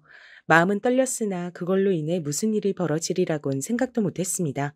하지만 그 전화 한 통으로 인해 저는 그와 오랜만에 마주하게 됐고 인연을 이어가게 됐으며 놀랍게도 고백까지 받게 됐습니다. 그는 저와 꼭 결혼을 하고 싶다 그랬어요. 그만큼 저를 진지하게 생각한다 그랬습니다. 그 집안에선 난리가 났죠. 가정부일을 예전에 몇 달 맡겨놓았던 시골 촌뜨기 여자애가 갑자기 집안의 대들보를 채간다고 하니까 모두가 거품을 물고서 결사 반대를 외쳤습니다. 저에게 그 집의 일을 연결해 주었던 사람에게까지 불똥이 튀었고 저를 서울로 올 수 있게 해줬던 먼 친척집까지 비난을 받아야 했습니다. 그 결과 멀리 제 친정집까지 소식이 닿죠. 언감생심, 닿지도 못할 곳에 손을 뻗지 마라. 분수에 맞게 살 때가 가장 행복한 거야. 오르지 못할 나무 쳐다보라고 서울 가는 걸 허락했던 게 아니야. 그러니까 엄마 말 들어. 친정엄마께선 진정 안타까운 목소리로 절 만류하셨습니다. 전 스스로 멍청이라고 생각한 적은 없었는데 그건 자만이었던 것 같아요. 왜냐면 얼마 후 제가 임신을 했기 때문입니다. 고작 21살 때의 일이었네요. 임신을 한 것을 알곤 기쁨보단 두려움과 막막함이 앞섰습니다. 앞으로 제 인생은 어떻게 되는 것일지 눈앞이 캄캄했어요. 저의 임신에 그 집안도 제 친정도 발칵 뒤집힌 건 당연했고요. 제가 그의 아이를 가졌다는 것, 그리고 그가 변함없이 절 원하고 있다는 것, 이 2가지 때문에 그 집안에선 마지못해 절 받아들여 주셨습니다. 한때는 제가 어설프고 어린 가정부로 일했던 그 집에 임신을 한 며느리가 되어서 다시 들어가게 됐을 때 저는 이루 말할 수 없는 오묘한 기분이 들어서 몇 날 며칠을 잠을 이루지 못했던 것 같아요. 결혼식은 없었고 아이가 태어나고 나면 천천히 진행하자는 이야기 정도가 얼핏 들려왔습니다. 좋은 집안의 남자를 용케 잘 물었구나. 네가 나보다 성공했네. 그래, 인정한다. 네가 서울에 가서 멋지게 해냈어. 그때는 저를 비웃는 것으로 들렸었으나 지금 보자면 친정오빤 진심을 담아서 저에게 그런 말을 전했던 것 같네요. 제가 원한 것은 그런 삶이 아니었습니다. 하지만 그 상황에서 제가 달리할 수 있는 게 없었어요. 불러오는 배를 어루만지며 숨을 죽이고 있는 것, 그게 전부였습니다. 그 집의 막내딸은 대학생이 되어 있었고 저를 볼 때마다 경멸의 눈길을 보냈어요. 자기 부모 앞에서 제가 출산을 하다가 죽어버렸으면 좋겠다는 말도 서슴없이 했습니다. 너무나도 괴로웠죠. 하지만 아이를 생각해서 참고 또 참았습니다. 어찌됐든 일은 벌어졌고 견디는 게 능세였으니까요. 건강한 딸을 낳았을 때 저는 이제 됐다라는 생각으로 안심이 되어서 울었습니다. 기쁜 눈물이었어요. 그러나 제가 또 멍청했으며 순진했던 것이죠. 그 집안에 어른들께서 오시더니 아기가 생긴 게 친탁을 했네라고 입을 모으셨을 때부터 알아봤어야 했는데 얼마 후에 전 버려졌습니다. 멍청했던 저는 그와 제가 정식 부부라고 생각했으나 혼인신고가 되어 있지 않았어요. 그리고 그에게는 어느새 다른 결혼할 여자가 생겨 있었죠. 그 집안에서 강력하게 밀어붙인 결혼이었습니다. 그는 저에게 미안하다 그랬어요. 어쩔 수 없다고도 했었죠. 제가 낳은 아기는 결혼하고 나서 5년이 흐르는 동안 3번의 유산을 했고 앞으로는 임신이 힘들 것 같다는 병원의 소견을 받았던 그 집의 첫째 딸이 키우겠다 그랬습니다. 자기 동생의 핏줄이니까 자기가 키우는 것도 괜찮다고 그랬던가. 하여간 너무 개소리라서 극심한 충격을 받았던 나머지 자세한 말은 기억이 안 나네요. 사랑도 잃고 아기도 잃었습니다. 고작 저에게 100만 원을 내밀며 썩 꺼지라고 하던 그 집안 사람들이 증오스러웠어요. 하지만 제가 할 수 있는 건 없었죠. 왜냐하면 제 친정 식구들이 눈물로 저를 만류했기 때문입니다. 그냥 줘버려. 그래야 너도 새 출발을 할 것 아니야. 그깟 아기 따위 중요하지 않아. 뭐라고요? 그깟 아기? 제가 낳은 제 아기예요. 엄마의 친손주인데 어떻게 그런 말씀을 하세요? 그럼 네 인생은 어쩌고? 창창한 네 앞날이 기다리고 있는데 그럼 그깟 아기 따위 대수겠어? 난 딱 한 번 얼굴 본 내 아기 손녀보다 내 큰딸이 1000배, 10,000배로 더 소중해. 더 중요해. 친정 엄마께서 울부짖으셨을 때 그 앞에서 제가 말문이 턱 막히고 말았습니다. 제가 불효를 저질렀다는 게 실감이 됐고 입이 10개라도 할 말이 없었어요. 아버지께서도 지나고 나니까 제가 어릴 적 집안일로 너무 고생을 많이 했다고 하시며 제가 오롯이 제 인생을 잘 살길 바라신다 하셨어요. 이왕이면 남자를 만나 아이를 낳았다는 사실 자체를 없던 일로 하고 새로이 지내길 원하셨습니다. 동생들도 마찬가지였어요.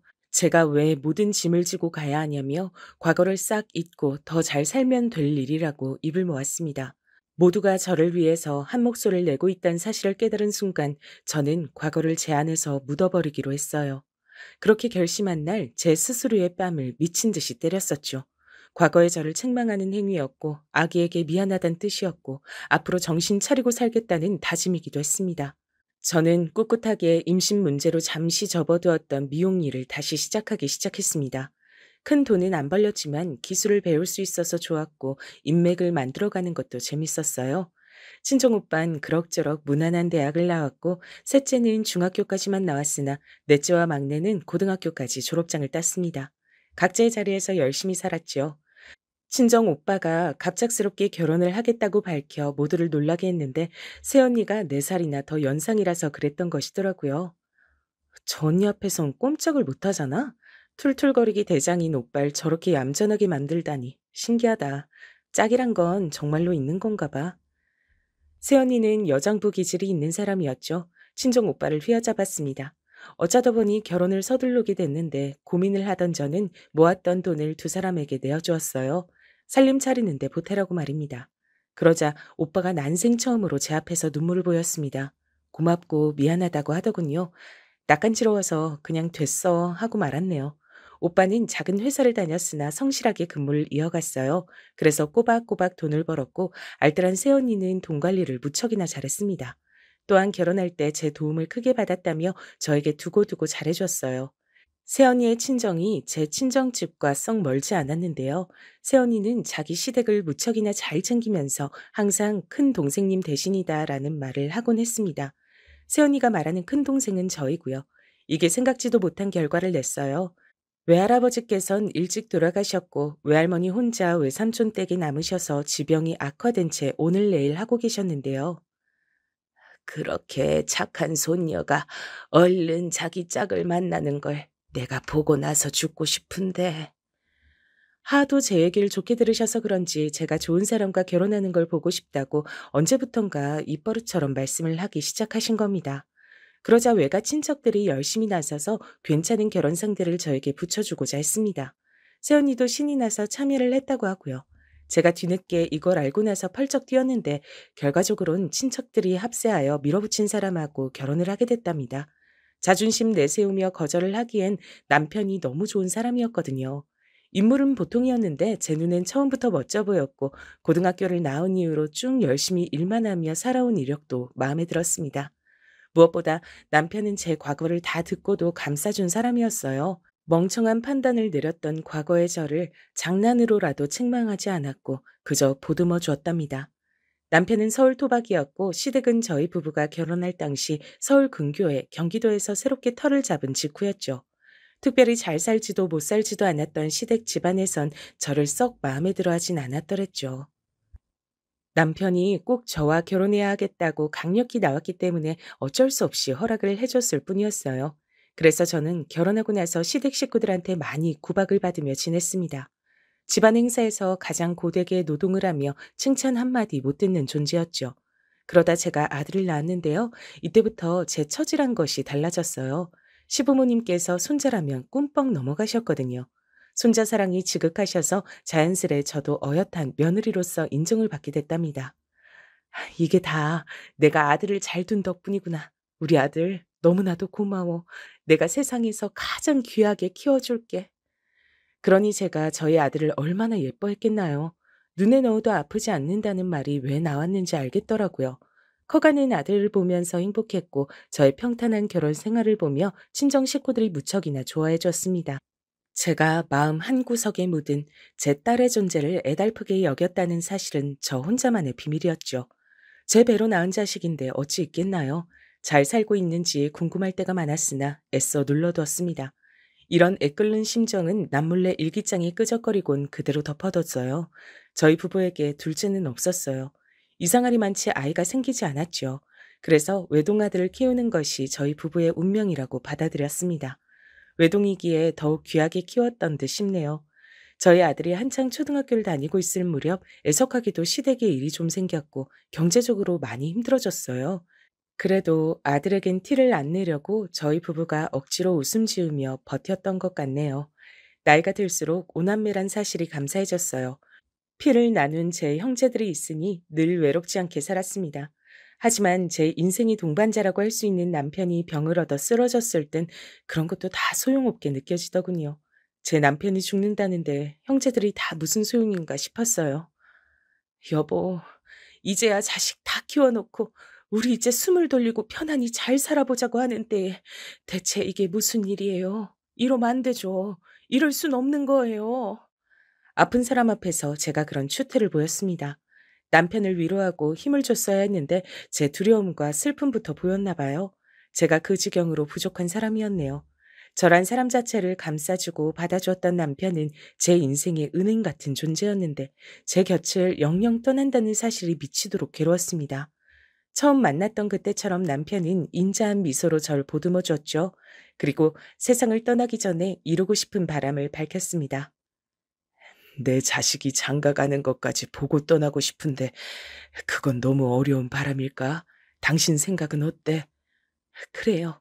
장가 보냅시다. 네, 결혼시켜버려요. 당신이 원한다는데 못 이뤄줄 것도 없죠. 아들에겐 진지한 감정으로 교제 중인 여자친구가 있었어요. 아들보다 2살 연상의 그 여자친구를 저는 며느리감으로 마음에 들어 하지 않았습니다. 친부모한테 어릴 적에 버려져서 조부모의 손에 자랐다가 친척 집에 맡겨졌다가 성인이 된 이후로는 내내 혼자 지내왔다는 이야기가 제 마음을 너무나도 쓰리게 했거든요. 제가 자식을 낳고 키워보니까 그렇더라고요. 제가 고난과 역경을 당하는 건 괜찮아도 자식에게 그런 걸 당하게 할 순 없는 법이었어요. 이왕이면 자식이 좋은 것만 보고 평탄한 길만 걷길 바라고 이미 다 큰 성인임에도 물가에 내어놓은 어린아이를 보는 기분이 들고 이런 게 부모의 마음인 듯 싶더군요. 그래서 결혼을 반대해 왔었습니다. 결혼 말고 연애만 재밌게 하라고 했었죠. 남편은 제 뜻을 무조건 따르겠다는 명목을 고수해 왔었고요. 근데 삶의 끝이 보이게 되자 남편은 진심을 내비쳐 왔어요. 아들을 결혼시키고 싶어 했습니다. 저는 그 뜻에 맞춰줄 도리밖엔 없었네요. 아버지, 엄마, 감사합니다. 결혼해서 정말 행복하게 잘 살 거예요. 약속드려요. 저도 약속드릴게요. 두 분을 실망시키는 일 없이 화목한 가정 이루면서 그렇게 살겠습니다. 아들과 며느리는 눈물을 보이며 행복한 앞날을 꿈꿨습니다. 결혼식은 행복한 웃음과 서글픈 눈물이 동시에 가득했었죠. 선남선녀를 바라보는 행복한 웃음, 죽을 날을 받아놓은 이를 바라보는 서글픈 눈물이었습니다. 하지만 남편은 정작 행복하다고만 했었어요. 그리고 결혼식 이후로 2달이 지났을 때 조용히 눈을 감았습니다. 남편은 떠나기 전 저에게 편지를 남겼어요. 유서라 표현하지 않고 편지라고 했었죠. 당신이 워낙 편지 받을 것을 안 좋아하는 것 같아 그동안 간단한 카드만 써줬었는데 죽을 날 앞두고 웬일로 편지를 써봤으니까 나 떠나고 난 뒤에 천천히 읽어봐. 제가 멍청한 판단을 내렸던 후회로 얼룩진 그 첫사랑의 일화 때문에 편지를 별로 안 좋아했죠.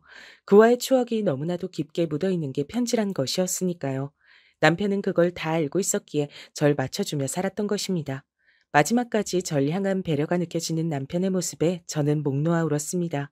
지금 와서 해상을 해보면 살면서 이런 인연을 만날 수 있던 것에 감사하는 울음이기도 했던 것 같아요. 저에겐 사랑하는 아들이 있었고 이제 며느리도 있었으니 든든하지 못할 이유가 없었습니다. 안일하게도 그렇게 생각했었습니다. 몇 달 뒤 아들이 믿었던 지인에게 사기를 당해서 돈을 잃는 일이 생겼는데요. 이전에 시댁이 힘든 일을 겪으며 가세가 기울었던 전적을 어렸을 때 봐서 알고 있던 아들이 크게 자책했습니다. 나는 어릴 적에 그런 걸 봐놓고도 이런 실수를 저지르는구나. 나 같은 머저리가 세상에 또 있을까?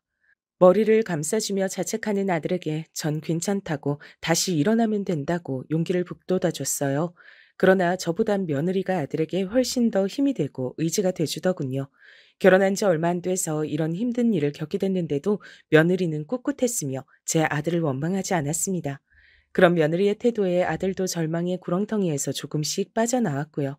며느리의 존재가 얼마나 고마웠던지 몰라요. 둘을 결혼시키길 잘했어. 이렇게 보니까 천생연분이 따로 없다. 너무 고마워서 저도 며느리를 그 이전보다 살뜰히 챙겨주고 잘 대해주려고 애를 썼습니다. 며느리도 점차 저에게 마음을 여는 게 보여졌어요. 저는 살면서 어른의 따스한 품 안을 별로 못 느껴봤었는데 어머님 덕분에 너무 행복하고 안락한 시간을 보내고 있는 것 같아요. 조용한 미소를 지으며 그렇게 말을 해주던 며느리가 너무 대견하고도 기특하게 느껴졌죠. 존재만으로도 고마운 며느리, 제가 세상에서 가장 사랑하는 아들, 그 두 사람을 제가 동시에 잃을 줄은 몰랐습니다. 결혼 1주년이 얼마 안 남았다고 말하던 아들이었어요. 그런 제 아들이 하루아침에 심장마비로 세상을 떠났습니다. 저는 믿을 수 없는 현실에 울부짖다 몇 번이고 실신했으며 넋이 나간 채로 며느리는 하염없이 눈물만 흘렸어요. 친할아버지께서 심장마비로 세상을 떠나신 바 있었고 남편도 몸이 안 좋아서 일찍 눈을 감았는데 제가 멍청하게 안일해서 아들의 건강을 진작 살피지 못했기 때문에 이런 비극이 벌어진 것 같았어요. 아들을 보내고 나서도 보낸 게 아니었습니다. 가슴이 아파서 죽을 것만 같았죠. 또한 며느리는 앞으로 어떡할지 걱정도 됐습니다. 아들이 허무하게 떠난 뒤 저는 막내 동생이 하도 제가 걱정된다며 성화를 부려서 그 집에 가서 있었어요. 그러다 며느리 생각이 나서 전화를 걸었는데요. 어머님, 저는 잘 살아갈 테니까요. 부디 어머님도 잘 사셔야 돼요. 묘한 음성이었습니다. 떨리는 듯 의연한 목소리였어요. 그날은 꿈자리도 뒤숭숭했습니다. 그래서 이틀 뒤 다시 연락을 해봤는데 안 받더라고요. 며칠이 지나서 다시 해봤을 땐 없는 번호라는 안내가 나왔습니다. 심장이 철렁 내려앉았어요. 이제 새 출발하고 싶은 거겠지. 그러니까 그냥 찾지 말고 내버려둬. 그 편이 서로에게 좋아. 며느리를 걱정하던 저에게 친정오빠는 현실적인 조언을 주었습니다. 새 출발이란 세 글자가 절 꼼짝 못하게 만들었어요. 새 출발을 하라는 건 과거에 제가 들었던 말이었으니까요. 그래서 전 기특하고 고마운 존재였던 며느리를 가슴에 묻어두기로 했습니다. 며느리가 새 출발을 해서 행복하게 산다면 하늘나라에서 제 아들도 비록 씁쓸하지만 흐뭇한 미소를 지을 거라 여겼어요. 그런 사람이 바로 제 아들이었으니까요.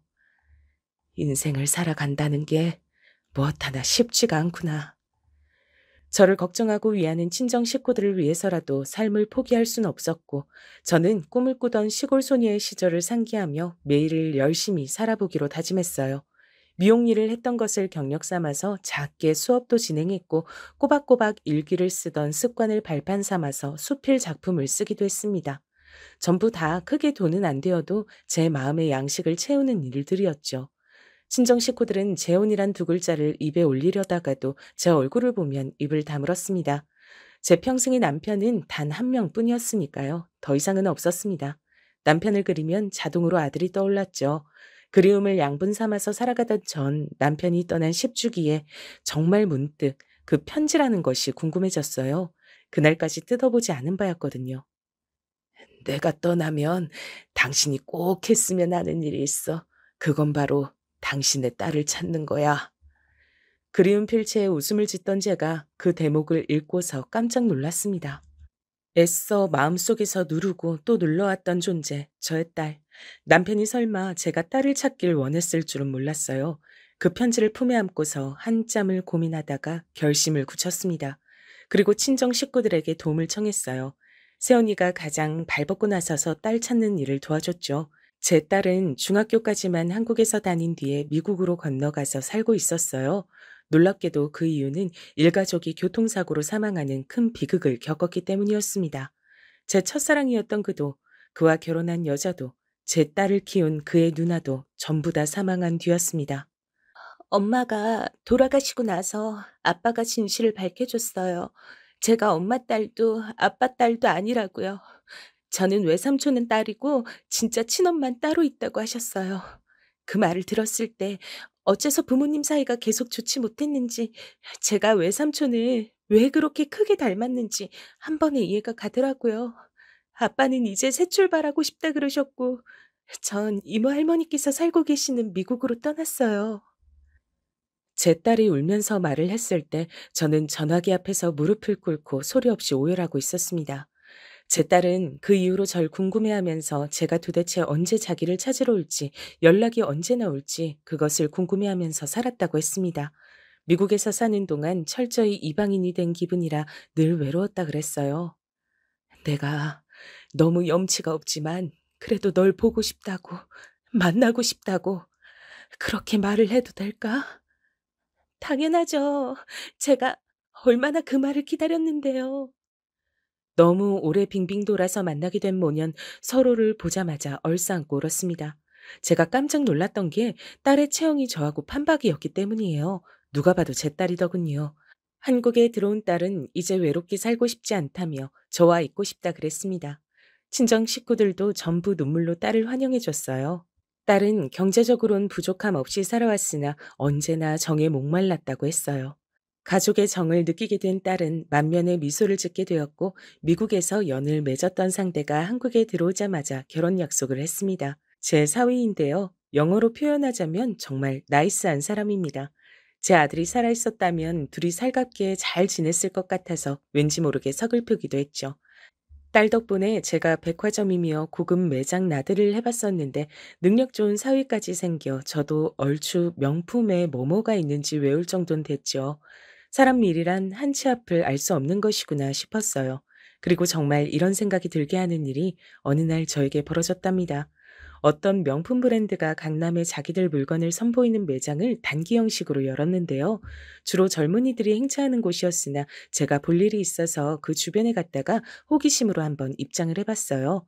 명품 매장 가려고 작정했던 것이 아니니 차림새는 단출했습니다. 잘 차려입은 젊은이들 사이에서 제가 너무 눈에 띄는 것 같아 민망한 웃음이 지어지더군요. 직원이 몇 번이고 도와드릴까요? 묻길래 제가 멋쩍은 웃음으로 거절을 한 뒤 혼자서 한참 구경을 하다가 이제 나가려던 때였어요. 가방에 보석 장식이 어딨지? 방금 전까지만 해도 달려 있었는데? 저기, 저쪽에 나가는 할머니 잡아요! 벼랑간 직원의 큰 목소리가 들리더니 보안요원 같은 사람들이 양쪽에서 저를 잡는 것입니다. 제가 혼비백산해서 저는 잘못이 없다고 아무 짓도 안 했다는 말만 반복했어요. 그런데 놀랍게도 저를 잡고 있던 사람 중에 유달리 키가 큰 이가 제 옷의 카라깃에서 가방 장식을 발견했습니다. 여기에 숨겨서 훔치려고 했었네요. 여기라면 주머니나 가방도 아니라서 수색하기도 어려우니까요. 세상에, 이게 다 무슨 일인지 환장할 노릇이었습니다. 놀란 가슴에 고기만 저었는데 저를 경찰에 신고하겠다는 소리가 들려와서 더욱 놀랬죠. 눈앞이 노래지던 절체절명의 때에 맑고 또렷한 음성이 들려왔습니다. 뭐 하는 짓이에요? 당장 그 손 놓으세요. 내가 이 브랜드에 갖다 바친 돈이 얼만데 이런 꼴이나 봐야 하나요? 깔끔하지만 기품이 넘치는 정장 차림의 여자는 경호원들을 대동한 채였어요. 딱 봐도 예사의 인물이 아니었죠. 즉각 직원들이 정중하게 인사들을 올리더군요. 이렇게 대단한 여자가 제 편을 들어주는 것 같아서 다행이란 생각부터 들었습니다. 여기 이분이 가방 장식을 훔쳐가려고 하셔서 잠깐 소란이 있었습니다. 불편드려 죄송합니다. 나는 아니에요.